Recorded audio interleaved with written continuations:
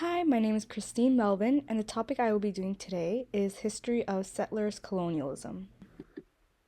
I will be covering the land acknowledgement, technologies used, overview of topic, historical impact, important issues raised, my knowledge and opinion, bibliography, and a thank you slide for today.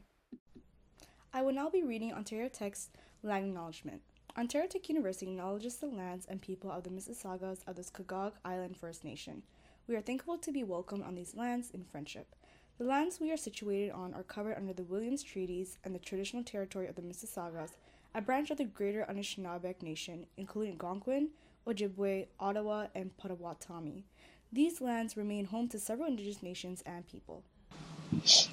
So the technologies I'll be using today is CapCut, which is what would be using to edit my video, B to record my videos, Pixin for my avatar, and Canva for my slides. Now to give you an overview on my topic. Settler colonialism, where colonizers established permanent settlements and pushed indigenous communities off their lands, has left deep and ongoing scars. LeBlanc talks about the important role settlers played in decolonization, stressing that they need to really think about their impact and support indigenous sovereignty in meaningful ways. Hupton breaks down the long-term effects of this system, making it easier to understand how much damage it has caused. And Miller looks at the harsh Canadian policies that were designed to control Indigenous populations, while Paquette, Brigard, and Gunter argue that Canada needs to rethink its cultural policies to help Indigenous cultures thrive again. While Switlow, he talks about that shows that talks about settler colonialism isn't just a thing of the past. Modern policies still work to oppress Indigenous peoples today. It's clear that acknowledging the past isn't enough. There needs to be real action and commitment to change. So right now, I would just be speaking about or integrating my opinion on what I think, or what I think the overview of settler colonialism is. Um, of course, what I just spoke about before was based on my sources and research, but since I will be talking later on about my opinion and knowledge, I just also want to add right now in the beginning what I think settler colonialism is in a point of view of someone who researched this topic. So, in my view, settler colonialism is a process where colonizers not only take over land, but also try to permanently settle it, like often by displacing indigenous peoples and disrupting their traditional ways of life. It involves more than just occupying land, it's about establishing control and imposing new systems that marginalize and control indigenous communities. This is just how we also did during class or study during class. So I'm just putting in everything that I've learned over the course of time. I also want to add that this kind of colonialism doesn't just affect someone's or doesn't just affect the physical landscape, but also aims to erase or even undermine indigenous cultures, identities, and sovereignty.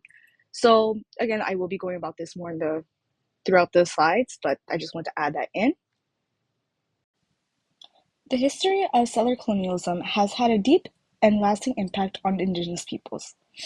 Huptum explains how the arrival of settlers led to the displacement of indigenous communities, forcing them off their lands and disrupting their traditional ways of life. Miller talks about how Canadian policies aim to control and assimilate indigenous populations, often through forced relocations and unfair treaties that took away their land and cultural identities. Paquette, Brigard, and Gunter show how these colonial ideas were built into Canadian cultural policies, like the creation of residential schools, which are designed to erase Indigenous languages and traditions. These schools caused long-term harm to Indigenous families and communities, leaving scars that are still felt today. Switlow points out that these harmful practices didn't just stop in the past. They still continue today, with modern policies that keep Indigenous communities marginalized and oppressed. Together, these sources highlight how settler colonialism isn't just a historical event, but a continuing issue that affects Indigenous peoples today. I actually also want to add on to what I spoke about Miller speaking about. Um, I mentioned how Miller explores how Canadian policies were specifically aimed at controlling and assimilating Indigenous people. I also want to add on that this often meant forcing entire communities to move to new places that were unfamiliar and tough to live in.